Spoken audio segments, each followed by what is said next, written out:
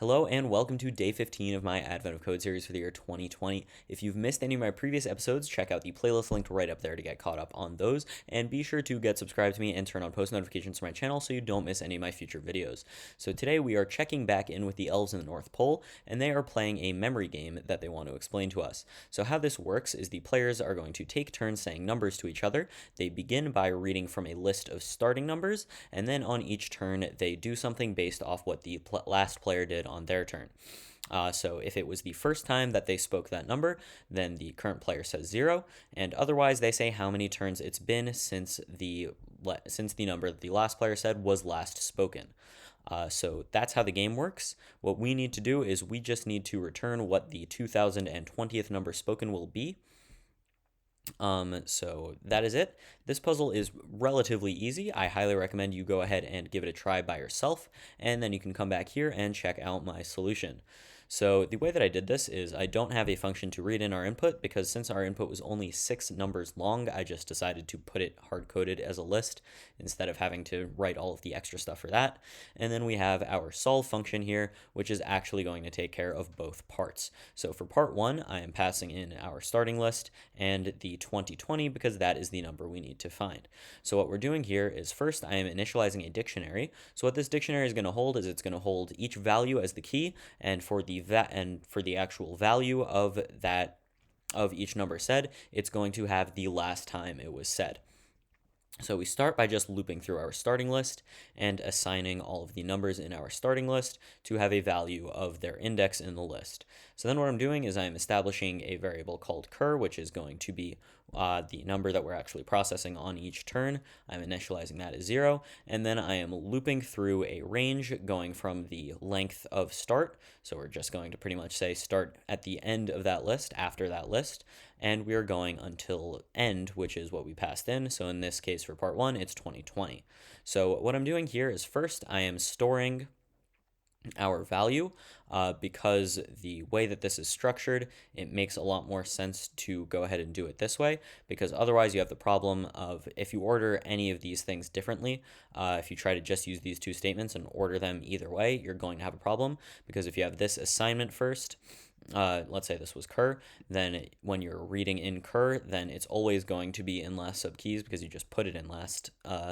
And if you do it this way instead, then you're also going to have a problem, because what is going to end up happening is you're not going to have the correct value to store. So what we do is first we store the value in a temporary variable called prev here for previous, and then I reassign current based off of this little ternary expression right here. So what this is doing is the way that you read a ternary expression is first you have your case in here, then on the left of that you have what happens if it's true, and then on the right of that after the else you have what happens if it's false. So here our condition is cur not in last.keys. So that just means if we haven't seen cur yet and it's not in last, then we go ahead and assign it to 0, because on the next number that we need to process is in fact 0. But otherwise, then we go ahead and assign it to I, which is whatever our index currently is, minus last sub cur, so that's going to hold the last time that we saw current. So this entire expression right here is going to be how many turns it's been since we saw current. So then what we go ahead and do is we assign that old value of current, we put that into our list as a key, and we assign it I. And this will either insert it if we haven't seen it before, or it will overwrite it if we have seen it before. So then once we loop through that, we get 20 times. So then we return prev. Previous here is going to be the value that ends up holding our solution for this, because current is going to be one step further. So that is pretty much it for part 1. And we can go ahead and jump into part 2. So for part 2, we are doing the exact same thing, except for they want to know the 30 millionth number instead. So the way that I solve this is we simply pass in 30 million. So this does take a few seconds to complete, but what this problem actually is it's just a modified van X sequence.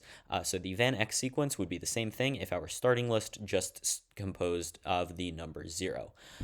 So I did some research into this after, so this was my initial solution before doing any sort of research. This is just what came to my mind. But then once I saw that this worked, I thought that brute forcing it to do 30 million operations seemed like not what Advent of Code would want you to do. but I think it is because there is no efficient formula for the Van Eck sequence, at least that I found, other than building it up like this. I think this is the most efficient way to do it. There's no like sieve method or anything like that.